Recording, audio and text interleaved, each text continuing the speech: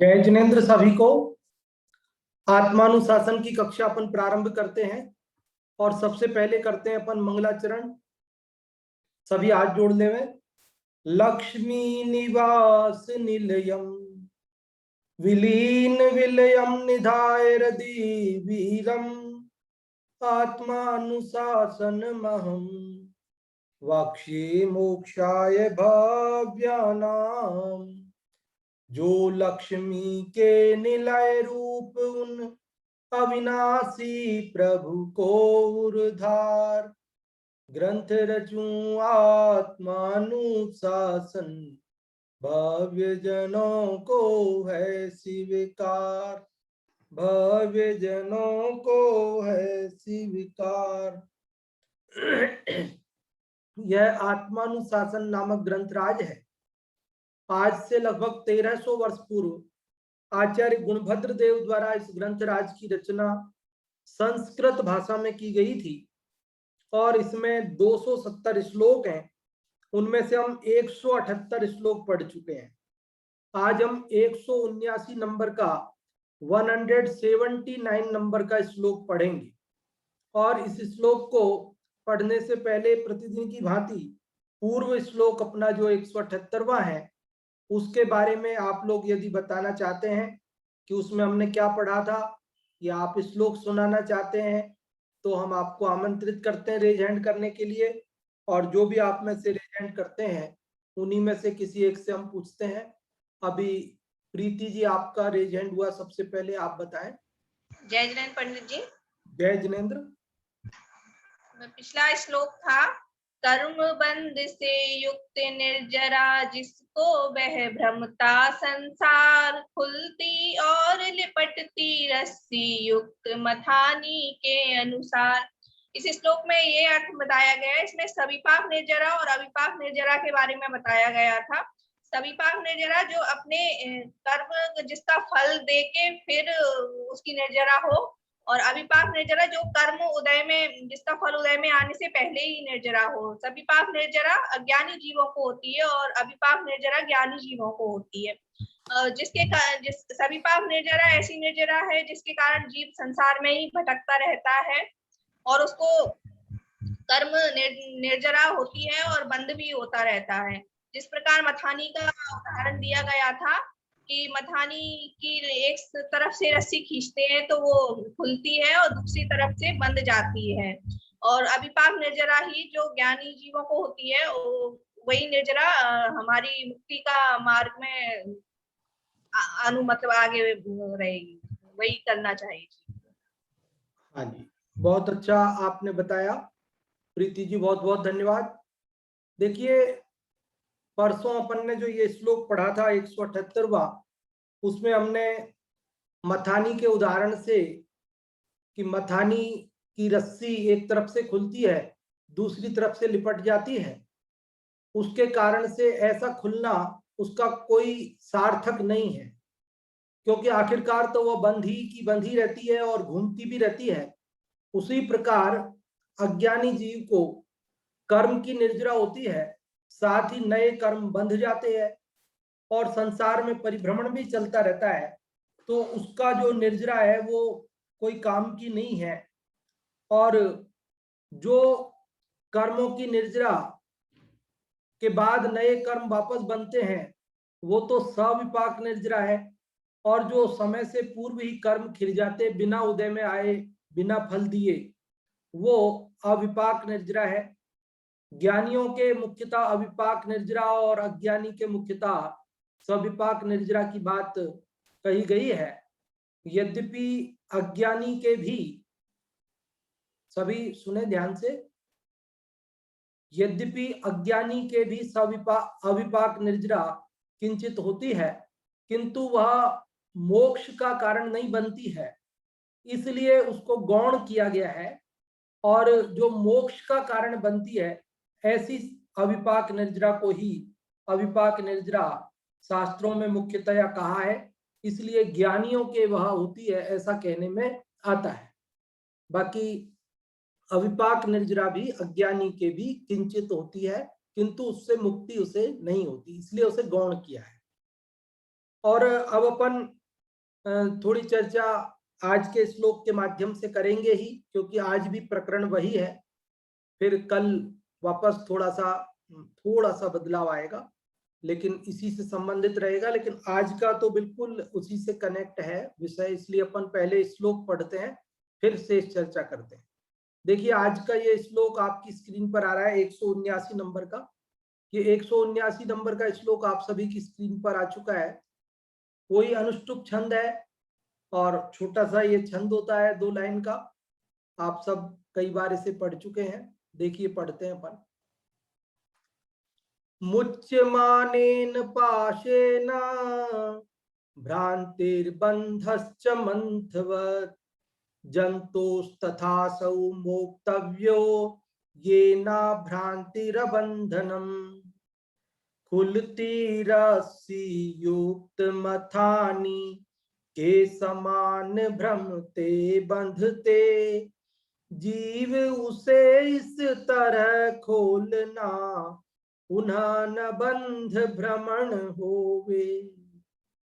आचार्य गुणभद्र देव इस श्लोक में क्या कहते हैं? ऊपर शीर्षक है अविपाक निर्जरा की प्रेरणा। आचार्य गुणभद्र देव इस श्लोक में अविपाक निर्जरा करने की प्रेरणा दे रहे हैं। आप सब पढ़ चुके हैं निर्जरा 2 प्रकार की, एक सविपाक निर्जरा और एक अविपाक निर्जरा। तो उसमें से सविपाक निर्जरा किसे कहते हैं, अविपाक निर्जरा किसे कहते हैं, वो भी हम पढ़ चुके हैं। बाद में हम आपसे पूछ भी लेंगे वापस एक बार। और यहां कह रहे हैं कि अविपाक निर्जरा करो भैया। सविपाक निर्जरा से तो कोई प्रयोजन सिद्ध होता नहीं, कि अपना जो सुखी होने का, मुक्त होने का प्रयोजन है वो सिद्ध नहीं होता। इसलिए अविपाक निर्जरा करो, ऐसी प्रेरणा देते हैं। क्या कहा है? मुच्यमानेन पाशेन। मुच्यमानेन, मुच्य मतलब छूटना, मुच्यमानेन पाशेन। पाश मतलब होता है रस्सी। रस्सी के छूटने से या रस्सी के खुलने से भ्रांतिर्बंधश्च, भ्रांति मतलब भ्रमण, घूमना, और बंध मतलब बंधन, च मतलब और, कि घूमना और बंधन दोनों ही मंथवत, मंथवत मतलब मथानी के अनुसार, वत मतलब की तरह, मथानी की तरह, जंतो मतलब जीव के। यहां तक एक पंक्ति है, जंतो मतलब जीव के खुलती हुई रस्सी से मथानी के समान भ्रमण और बंधन दोनों होते हैं। तो फिर हम क्या करें? तो कह रहे तथा असौ मोक्तव्यो। तथा, तथा मतलब उस प्रकार, असौ मतलब इसे, मोक्तव्यो मतलब छूटना चाहिए, इस प्रकार निर्जरा करनी चाहिए कि येन अभ्रांति अबंधनम। येन मतलब जिससे, अभ्रांति मतलब भ्रमण ना हो, और अबंधनम अर्थात उसे बंधन भी ना हो। आपको समझ में आया होगा? ये ना भ्रांति बंधनम है ना, तो येन अभ्रांति और अबंधनम, भ्रांति पे जो विसर्ग है उसका र हुआ है, इसलिए जब संधि विच्छेद करेंगे तो र यहां से गायब हो जाएगा। तो आपको समझ में आया कि जीव के मथानी की तरह खुलती हुई रस्सी से भ्रमण और बंधन दोनों होते हैं, इसलिए इस प्रकार से खुलना चाहिए कि जिससे फिर भ्रमण और बंधन ना हो। अर्थात सविपाक निर्जरा से भ्रमण और बंधन दोनों होते हैं, लेकिन अविपाक निर्जरा से ना भ्रमण होता है ना बंधन होता है, इसलिए हमें अविपाक निर्जरा करनी चाहिए। जो भी आप में से अर्थ बताना चाहते हैं वे लोग रेज हैंड कर सकते हैं। जो भी आप में से रेज हैंड करेंगे उनमें से हम किसी को अवसर देंगे। मुन्नी भाई जी, आपका सबसे पहले रेज हैंड हुआ है, तो हम आप ही को अवसर दे रहे हैं। हाँ जी, बताएं आप।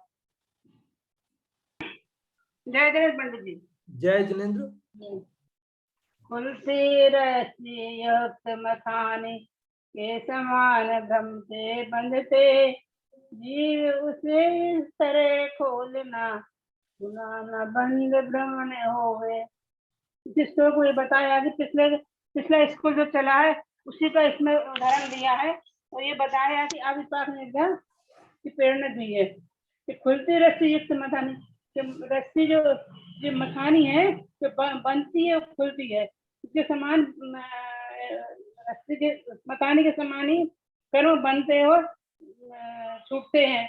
जीव इसी तरह खोलना पुनः बंद होना, और जीव का इसी कर्म का बांधना खोलना ये संसार का भरा कारण है। यदि ये बंध भ्रमण का कारण बनना छूटना छूट जाए तो संसार भ्रमण से जीव छूट जाए, चारों गतियों के बंधन से छूट जाए। ये सब पिछला ये श्लोक था, उसी का उदाहरण यहाँ दिया है, इसने ये बताया। बहुत अच्छा मुन्नी भाई जी आपने बताया कि पिछले श्लोक से ही संबंधित इसमें भी विषय आया है। रंजना जी आपको अनम्यूट किया है, आप भी बताएं।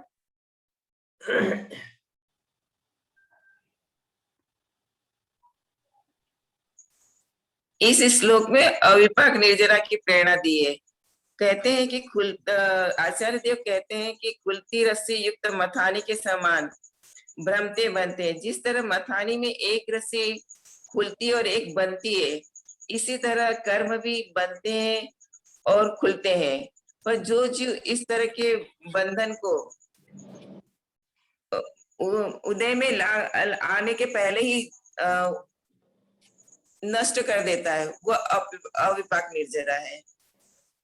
हाँ जी, बहुत अच्छा आपने बताया, बहुत बहुत धन्यवाद आपके लिए। तो देखिए अपन ने इस श्लोक का अर्थ समझा। आप लोगों में से कोई इसका पाठ करना चाहते हो संस्कृत से या हिंदी से तो आप रेज हैंड कर सकते हैं, और संस्कृत वाले से अर्थ भी यदि कोई बताना चाहते हो तो भी आप रेज हैंड कर सकते हैं। हाँ जी, पहले आप श्रद्धा जी आपको अनम्यूट किया है, आप क्या करना चाहेंगे? जय जिनेन्द्र। हाँ, जय माने पासे भ्रांति बंधश्च मंत्रवत् जंतुस्था सौ मोक्तव्यो एना भ्रांतिर्बंधनम। हाँ, बहुत अच्छा आपने संस्कृत से पाठ किया। अब हिंदी वाले का पाठ या संस्कृत वाले का अर्थ जो बताना चाहते हैं, इंदिरा जी आपको अनम्यूट किया है, आप क्या करेंगे?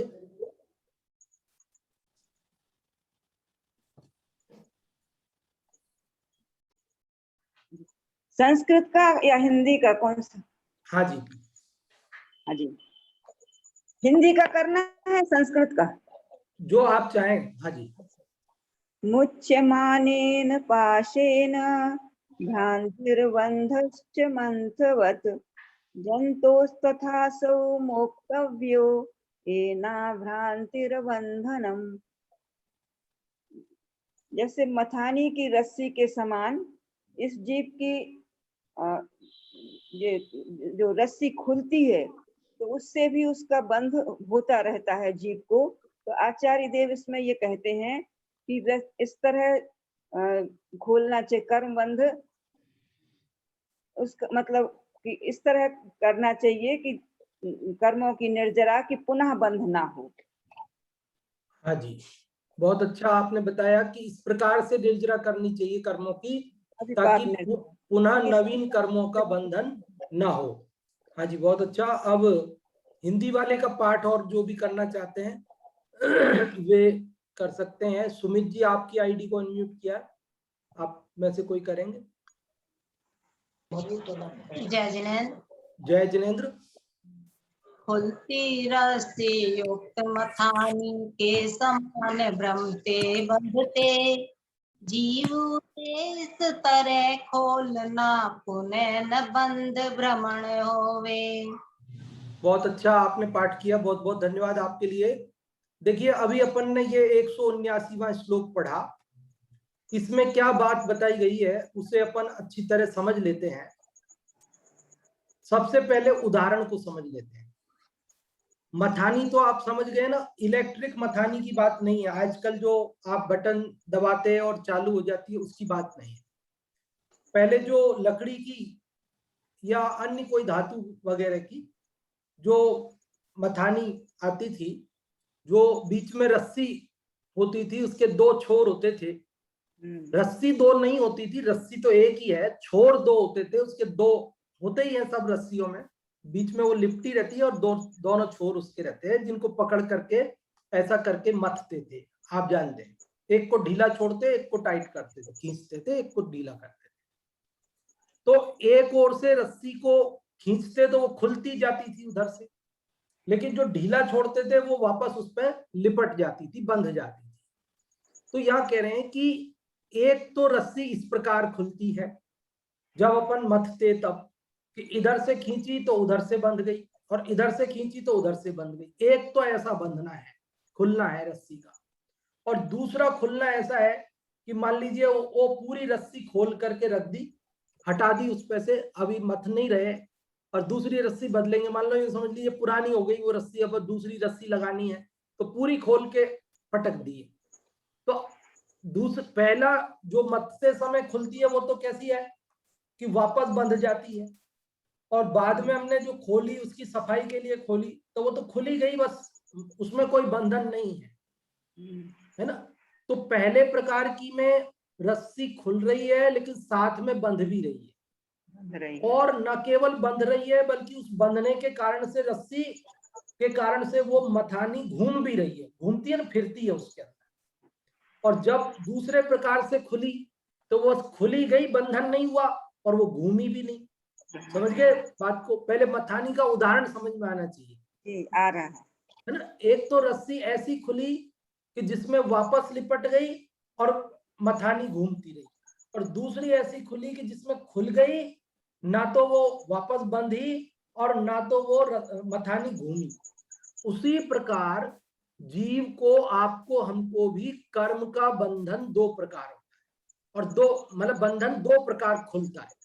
पहला तो ऐसा खुला, ऐसी निर्जरा हुई कि नवीन कर्म बंध गए और बंधने से संसार में घूमना भी चालू रहा। पहला बंधन तो ऐसा खुला। और दूसरा बंधन ऐसा खुलता है कि जिसमें वो खुल जाता है, नए कर्म नहीं बंधते, और नए नहीं बनते इसलिए संसार भ्रमण भी नहीं होता, मुक्ति हो जाती है। तो ये 2 प्रकार की निर्जरा हो गई। पहले प्रकार की निर्जरा जिसमें नया कर्म बंध जाता है और संसार भ्रमण चालू रहता है, उसको कहते हैं सविपाक निर्जरा। समझ में आ रही? फिर से बोलता हूं, जिसमें नया कर्म बंध जाता है उदय आने पर, निर्जरा होने पर, और संसार में भ्रमण भी चालू रहता है, वो तो है सविपाक निर्जरा। और दूसरी जिसमें निर्जरा हो जाती है कर्म की, संसार परिभ्रमण भी मिट जाता है और नया कर्म नहीं बंधता है, वह है अविपाक निर्जरा। निर्जरा कितने प्रकार की हो गई? 2 प्रकार की। कौन कौन सी? एक सविपाक निर्जरा और एक अविपाक। अब इसमें से हमें कौन सी करनी चाहिए? तो ये तो कोई भी अज्ञानी भी बता सकता है कि कौन सी सही है। अब मैं आप लोगों से पूछता हूं, जो भी आप में से बताना चाहते हैं कि ये सविपाक निर्जरा और अविपाक निर्जरा, इन दोनों में से हमें कौन सी करनी चाहिए, कौन सी अच्छी है? सविपाक निर्जरा अच्छी है कि अविपाक निर्जरा अच्छी है? जो भी आप में से बताना चाहते हैं वे लोग रेज हैंड कर सकते हैं। बहुत सरल प्रश्न पूछा है हमने, कोई कठिन प्रश्न नहीं पूछा, और इसका उत्तर हम ले रहे हैं आशा जी से। आशा जी आप बताएं। हमें आवाज आ रही है? हाँ जी आ रही है। हमें अविपाक निर्जरा करना चाहिए। बहुत अच्छा आपने बताया कि हमें अविपाक निर्जरा करना चाहिए। क्यों? इसका उत्तर हम दूसरे से पूछेंगे, किसी से, कि हमें अविपाक निर्जरा क्यों करनी चाहिए, अविपाक निर्जरा अच्छी क्यों है। ये बात, ये हमारा प्रश्न है। जो भी आप में से बताना चाहते हैं कि अभी आशा जी ने बताया कि हमें अविपाक निर्जरा करनी चाहिए, वो अच्छी है, तो अब कारण जो भी बताना चाहते हैं वो रेज हैंड कर सकते हैं कि हमें अविपाक निर्जरा क्यों करनी चाहिए, वो क्यों अच्छी है अविपाक निर्जरा।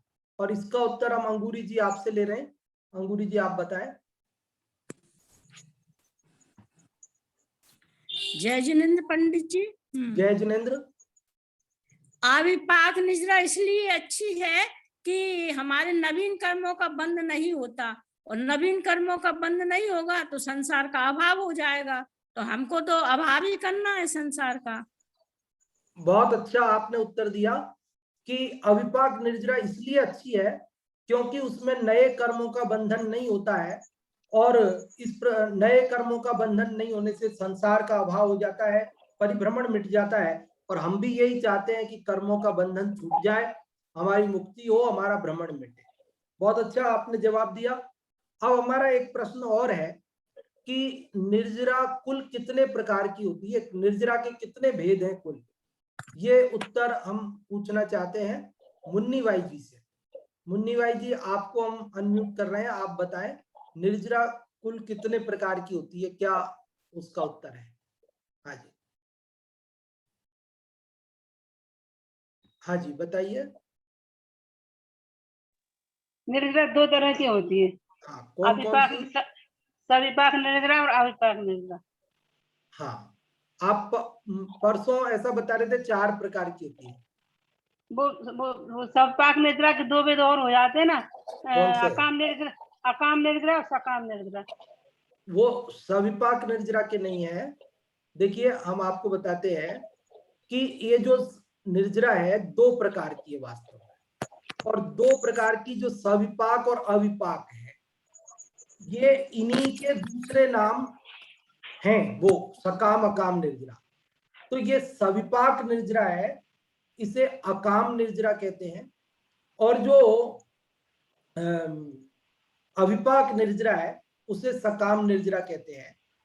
शास्त्रीय नाम इनके जो मूल नाम है शास्त्रों में जो प्राप्त है वो सविपाक और अविपाक है, और बाद में वो जो लौकिक नाम कहें हम तो सविपाक निर्जरा को अकाम निर्जरा भी कहने में आता है।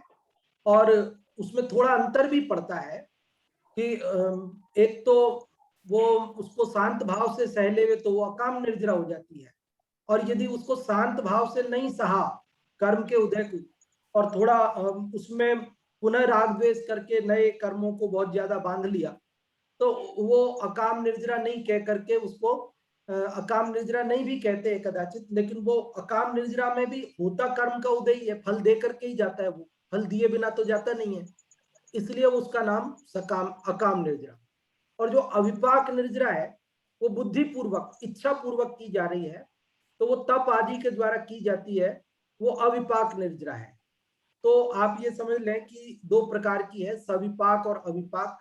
वो दोनों नाम है शास्त्रीय नाम, और उन्हीं के जो नाम है सविपाक का हम अकाम निर्जरा कह सकते हैं, थोड़ा उसमें अंतर है वो भी समझें। और जो अविपाक निर्जरा है उसको हम सकाम निर्जरा भी कह सकते हैं, वो उसका लौकिक नाम है।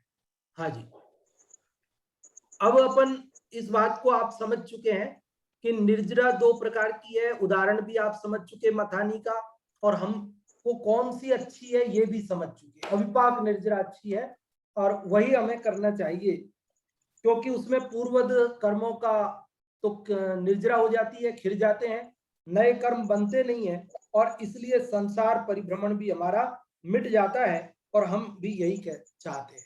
क्योंकि यही बात पंडित दौलत राम जी ने छेडाला में कही है, और वो बात अपन ने परसों चर्चा में दोनों लाइनें ले भी ली थी। कौन सी 2 लाइनें की थी जो अपन ने चर्चा में ली थी परसों? यदि आप में से किसी को याद है, सुनाना चाहते हैं तो सुना सकते हैं। छेडाला की वे 2 लाइनें जिनमें ये बताया है कि ये सविपाक निर्जरा से हमारा काम नहीं चलता है, हमें अविपाक निर्जरा करना चाहिए। हाँ जी, चलो रेज हैंड हुआ है, तो अभी हम श्रद्धा जी से पूछ रहे हैं, आप सुनाए वो 2 लाइनें। कभी अकाम में निर्जरा करे, भवना त्रिक में सुर तंदरे, विष चाहे दावा नल दयो, मरत बिलाप करत दुख सयो। ये तो नहीं अपन ने चर्चा में ली थी, हालांकि आपने अच्छा बताया कि कभी अकाम निर्जरा करे भवन त्रिक में सुरतन धरे, लेकिन हम वो 2 लाइनें सुनना चाहते हैं जो 5वीं ढाल में निर्जरा भावना के लिए आई है। और अभी हम अंगूरी जी आपको अनम्यूट कर रहे हैं, आप बताएं। निज काल पाए विधि झ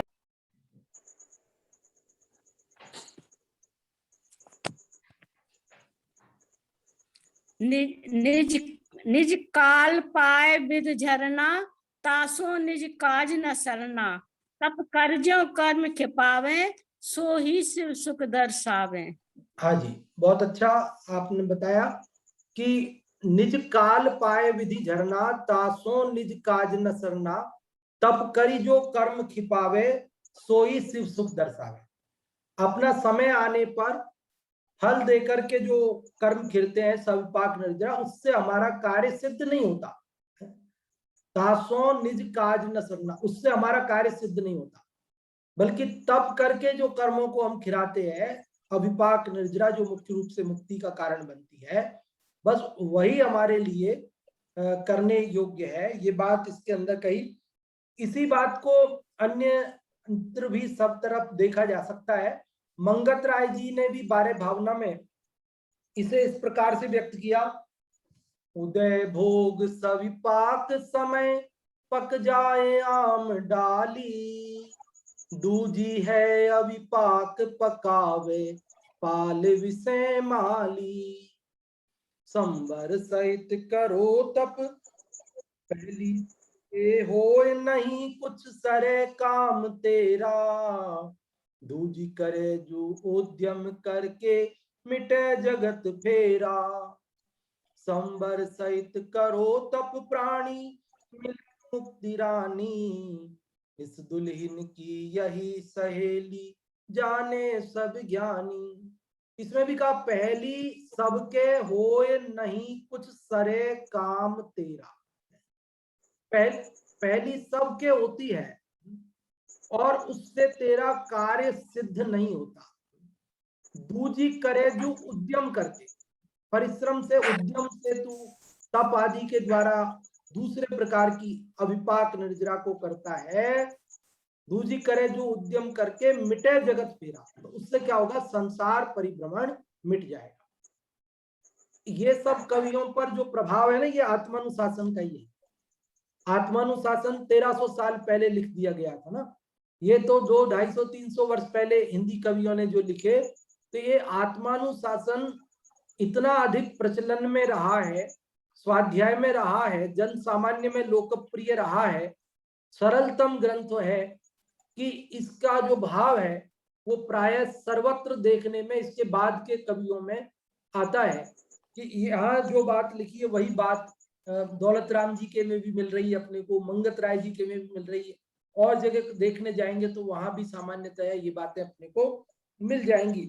तो हमें ये बात समझ में आ गई, एक सविपाक निर्जरा और एक अविपाक निर्जरा। एक और बात इस बारे में हम ये बताना चाहते हैं कि परसों जब चर्चा चली थी तो कौन थे वो, उन्होंने पूछा था हमें कि वो अविपाक निर्जरा जो है वो तो मोक्ष जाने वाले जीवों के ही होती होगी ना, सबके तो नहीं होती होगी, ऐसा प्रश्न किया था किसी ने। तो हमने उस समय वैसे बता ही दिया था कि मोक्ष जाने वालों के तो होती ही है, लेकिन जो मोक्ष नहीं भी जाते हैं तो उनके भी होती है। सम्यक दृष्टि से तो चालू हो ही जाती है और मिथ्या दृष्टि के भी कथनचित होती है किंचित। तो ये बात उसका कदाचित हमारे उदाहरण से उन्हें ऐसा लगा होगा कि वो कच्चे पक्के सारे आम तोड़ लिए और एक साथ बेच दिए, तो उससे उन्हें लगा होगा कि सारे कर्म एक साथ खिलेंगे तो अविपाक निर्जरा होगी। तो ऐसा ना सोचें। अविपाक का अर्थ तो इतना ही है कि नए कर्म नहीं बंधे और पुराने खिल गए, बस इतनी सी बात है। अब वो सारे खिल गए तो भी अविपाक निर्जरा है, और थोड़े से खिले तो भी अविपाक निर्जरा है। भले पूरे नहीं खिले, थोड़े से खिले, लेकिन थोड़े से खिल के नए नहीं बंधे ना, तो हो गई अविपाक निर्जरा। खुलासा हो गई ना बात आपको। किसी को ये संशय नहीं रहना चाहिए कि सारे कर्मों का खिलना ही अविपाक निर्जरा है। कुछ कर्म भी खिले लेकिन नए नहीं बंधे, बस इतनी शर्त है कि नए नहीं बंधने चाहिए, ये अविपाक निर्जरा का लक्षण है। और जिसमें नए कर्म बंधते रहते हैं, ऐसी सविपाक निर्जरा से हमारा कार्य सिद्ध क्यों नहीं होता है? इसके लिए आप लोगों ने एक बचपन में कहानी सुनी होगी। उस कहानी से बहुत अच्छे से ये बात समझ में आएगी आपको कि जिसमें नए कर्म बंध जाते हैं तो उससे हमारे प्रयोजन की सिद्धि नहीं होती है, हमारा दुख नहीं मिटता है। कि जैसे एक राजा था और वो गौदान किया करता था। गौदान का हिंदू मत में, वैष्णव मत में बहुत उसका मतलब गुणगान किया गया है, उसकी महिमा बताई।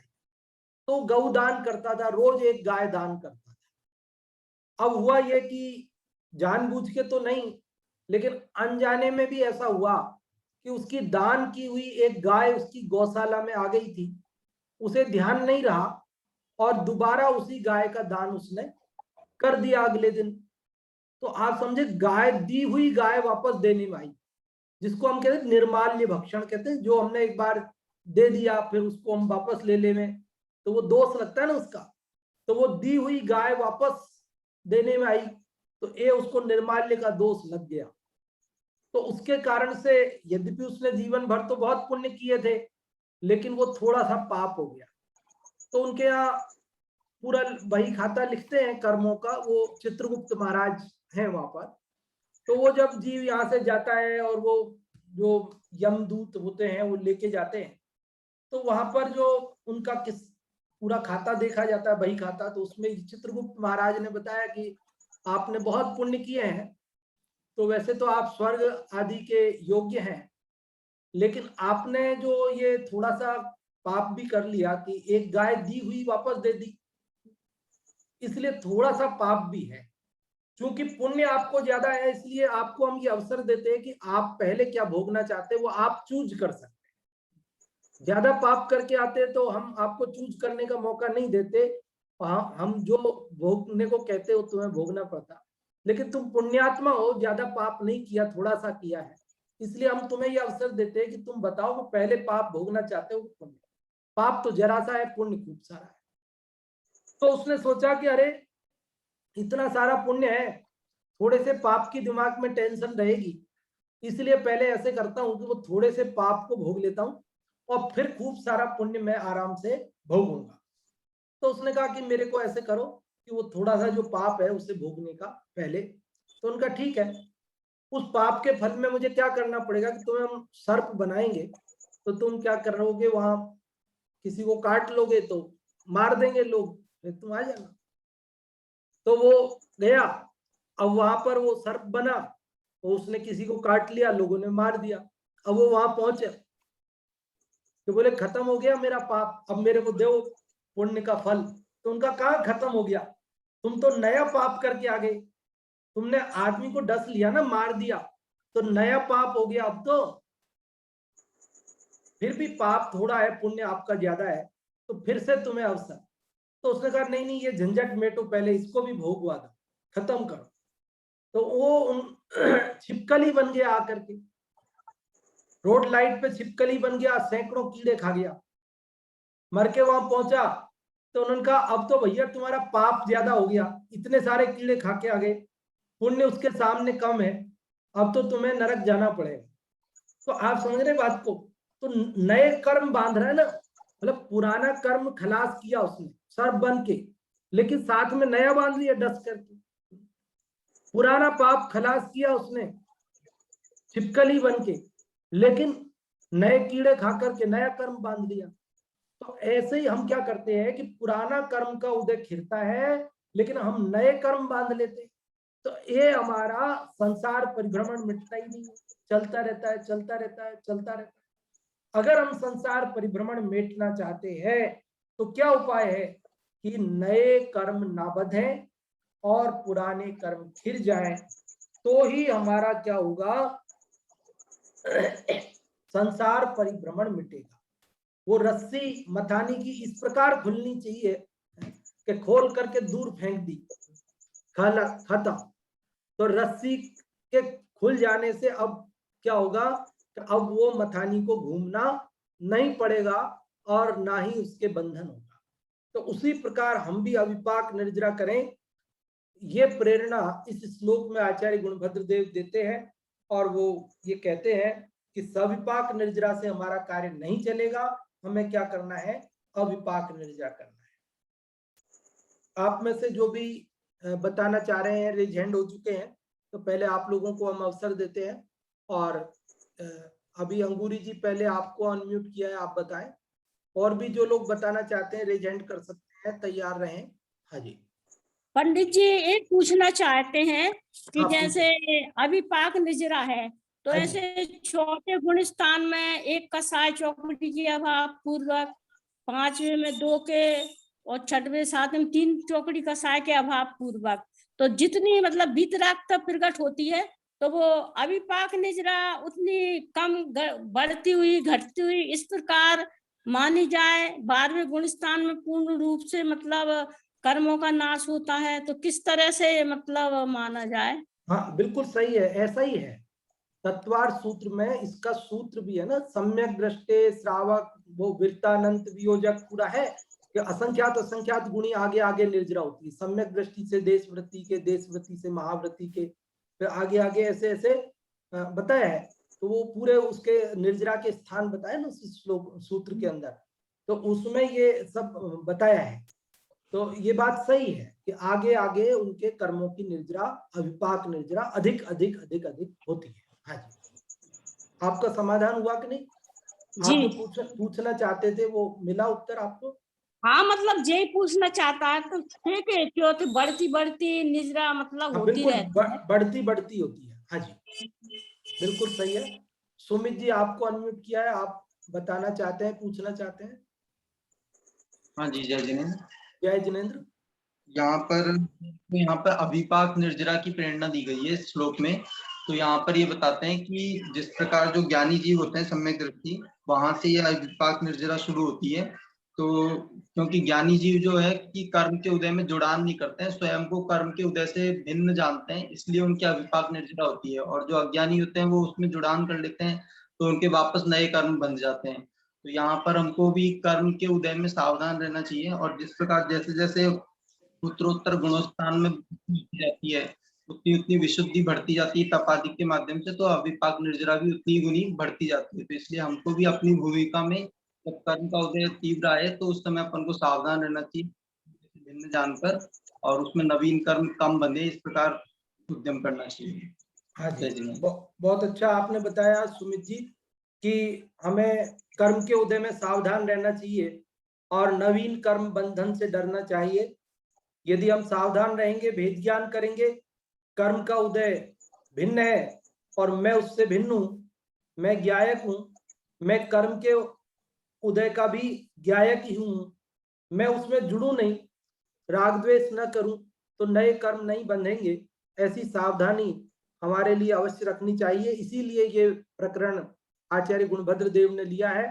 और कल एक महत्वपूर्ण चर्चा आएगी अगले श्लोक में कि ये अविपाक निर्जरा करें कैसे, क्योंकि सबको अब ये बात तो समझ में आ गई कि सविपाक निर्जरा से कोई फायदा नहीं है, अविपाक निर्जरा ही फायदेमंद है और हमें अविपाक निर्जरा ही करनी है, सविपाक निर्जरा नहीं, उससे काम चलेगा हमारा।